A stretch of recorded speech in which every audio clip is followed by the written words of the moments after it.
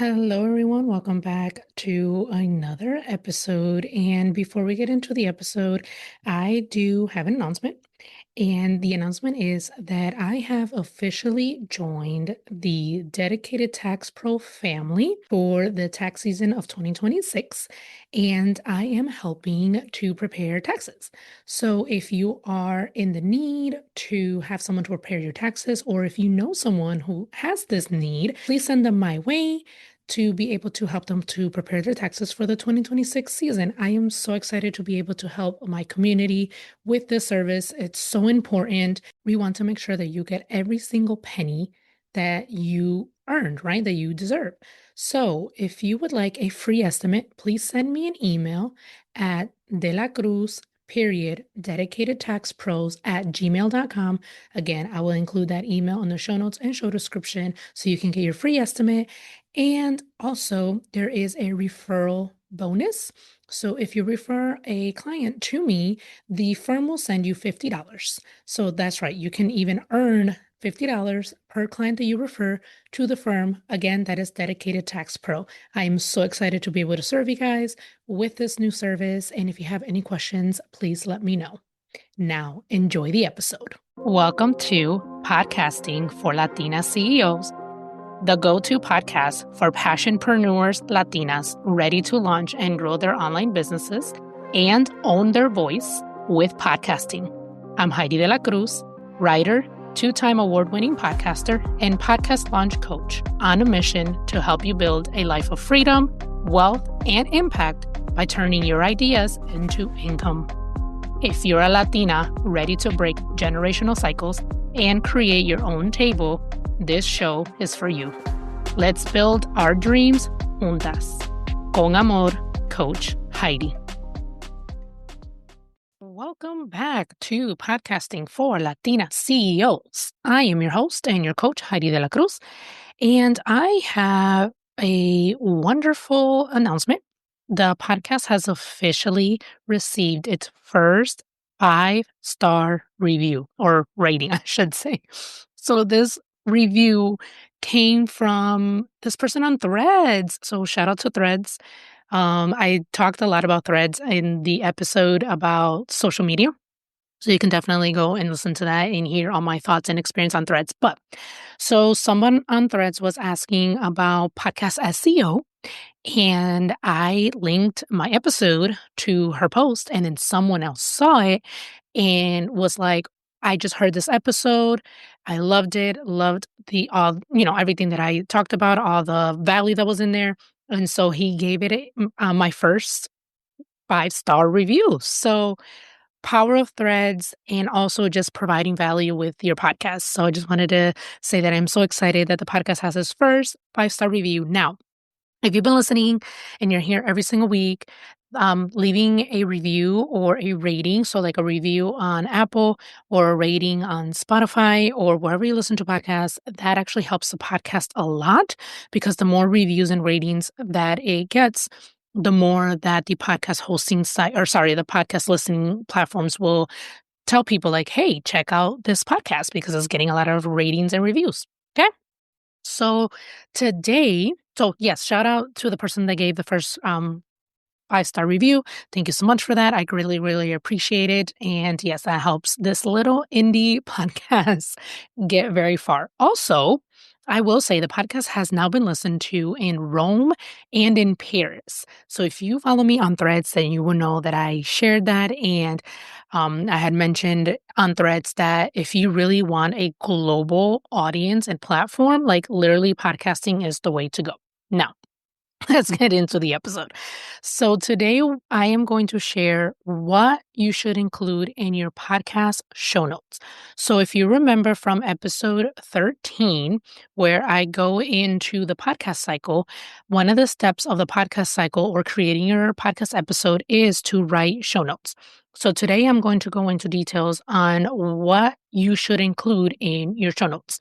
And I did write a blog post about this, so I can go ahead and link that blog post in the show notes and show description so then you can have it that format as well. So, like I said, one of the steps of running a podcast is writing the show notes. So show notes are summary of your episode, but it also provides different things, again, which I'll get into in details what you should put in there to help your listeners. So obviously with your show notes, you definitely want to optimize for SEO, which is adding keywords, which is something that I talked about also in the SEO podcast SEO episode. So please do not skip writing your show notes because you're not a good writer. Literally, you don't need to be a good writer. I am going to tell you exactly what you need to write your show notes. And I'm also going to give you some tools that you can use to help you write your show notes. Okay. So again, what are show notes? Show notes are a summary of your episodes and they provide listeners with key information about the episode's content, important points that are discussed, and additional resources or like links for your listeners, right? So for example, like right before this episode, you heard an announcement that I made and I said, hey, my email will be included in the show notes and show description. That's one of the resources that I am providing you as a listener in the show notes, right? So show notes do help to improve the podcast SEO by making sure that you include keywords in your show notes, okay? It also makes the content more accessible and engaging to the audience. So what should be included in your show notes?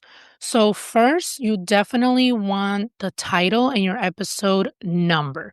Now, I know that a lot of podcasters go back and forth on if they want to include an episode number in their title. And this is why I do it. It's because I reference different episodes in episodes, right? So, for example, I said in episode 13, I talked about the podcast cycle, and one of the steps is about writing show notes. So now you can go and search through my episodes and go straight to number 13. And I don't have to give you like the whole episode title. It's literally, I can just give you the number, episode 13. So again, this is a choice that you have. It's not something that you need, but it does make it easier to reference the episode for your listeners, especially when you've been doing podcasting for many, many years.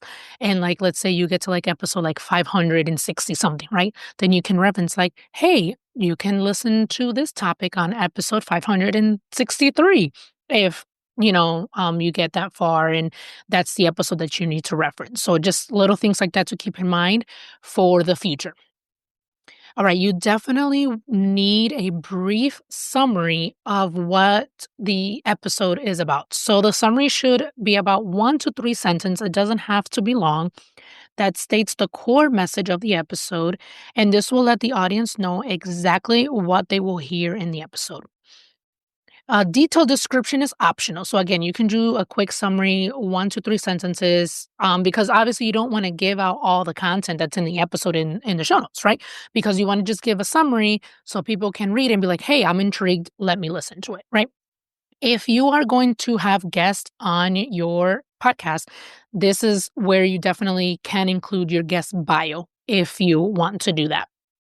You should include key takeaways and timestamps. The timestamps, again, those are optional. So that is just saying that, like, okay, at the 3 minute and 46 mark, I talk about this topic, right? Again, but that is optional. Timestamps are helpful for listeners to jump to a specific section of the episode of what they want to listen to, right? If they don't want to listen to the whole episode, if they just want to listen to about a particular topic that you or section that of the episode that you talked about, they can go ahead and jump to it that way. But definitely list like 3 or 4 key takeaways of the episode because that really helps, people with like, okay, yeah, I want to learn about that. Let me listen to this episode. Next, again, if you're going to have guests, you definitely want to include your guest bios, in the detailed description section. You can include it there. In addition to your guest bio, you can definitely include like your guest links, like social media, website, products, or freebies that they are offering. This also helps your guests, especially if you're going to link their website. This also helps with SEO on their website. So just putting that out there. And that's also like vice versa. So like if you are a guest on podcast and they include your website link, that also helps with the backend on SEO. All right. Lastly, you want to include a call to action. So always, always, always end your episode and your show notes with the call to action. So ideally, they should be the same, right? So whatever your call to action is for your episode, that should be your call to action in your show notes. And just have like one or two. Don't overdo it with the call to actions because if you give your listeners too much to do, they end up doing nothing.